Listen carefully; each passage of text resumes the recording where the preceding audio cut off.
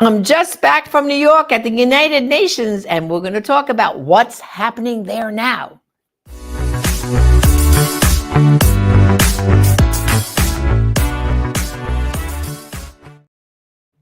Well, hello, Janet Miranda here, Executive Director of Priests for Life. And last week, I traveled to New York to attend meetings that are called the Commission on the Status of Women. Now, that whole commission was started 30 years ago, and they had the big conference in Beijing. So you might have heard about the Beijing conference. This is what it is. It's the Commission on the Status of Women. It happens every spring for 2 whole weeks, last week and this week. So I attended some of the very important meetings last week. And Priests for Life, by the way, we're an NGO, a non-governmental organization at the United Nations. And we submit statements when these meetings happen. Now, you can imagine, and of course, there I am at the conference, a picture of me. And there's another one with the UN flag and the New York State flag, of course.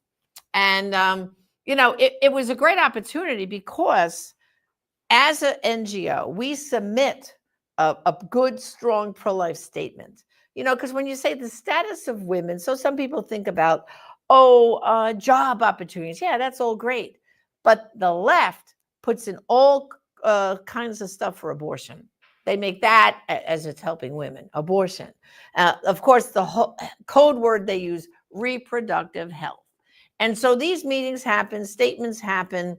And, with Trump being in the White House now, I was actually getting extra thanks from, this is a pro-life group that was there. A lot of pro-life groups were there, and especially the African nations. They were thanking me for getting Trump in, because they said, Janet, now we will not have all this abortion and contraception forced on our people. See, because you're hearing a lot about DOGE and USAID. Well, the aid that we're giving to these countries, what they want the aid for is to help women in childbirth, to improve women's health when they're having their babies, and for the babies up to 2 years old.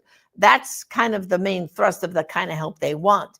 And some of the countries need help in providing clean drinking water.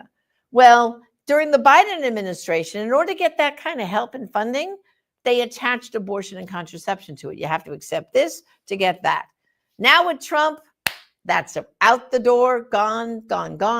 And real help is starting to pour into those countries. So they were thanking me. I met women from the Liberian delegation, and I met other women from the Nigerian delegation and other African nations. And they were, oh my gosh, so grateful, so thankful. So see, brothers and sisters, elections have consequences. That's the point here. So with Trump in the White House and DOGE, they're going to look at all that money USAID was giving for transgender and all this other junk. They're going to get rid of that funding, and they're going to channel it to good, clean funding for these nations. The other problem at the United Nations, too, during this conference was the discussion on the abortion of the girl child in China, in India, and other countries. They prefer the male child. So the most dangerous words in those countries sometimes is, it's a girl. And so there were very strong statements about not being, so to speak, prejudiced about the girl child. And so one big victory was, because of the Geneva consensus, which 40 countries have signed onto, they did a big pushback on the language. And guess what?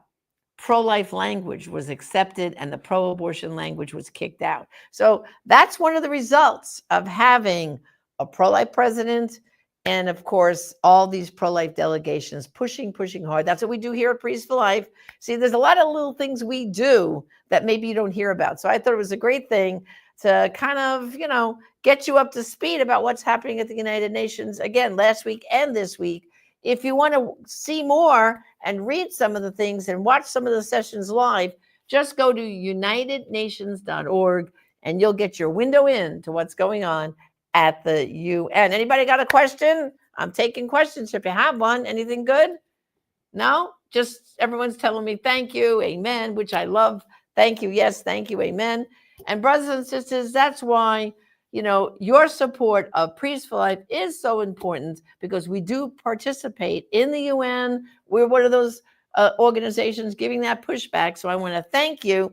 And you could always go to prolifegift.org and make a donation to Priests for Life. We greatly, greatly appreciate it. So you can help support our work at the United Nations. This is Janet Morana, Executive Director of Priests for Life. Thank you and God bless.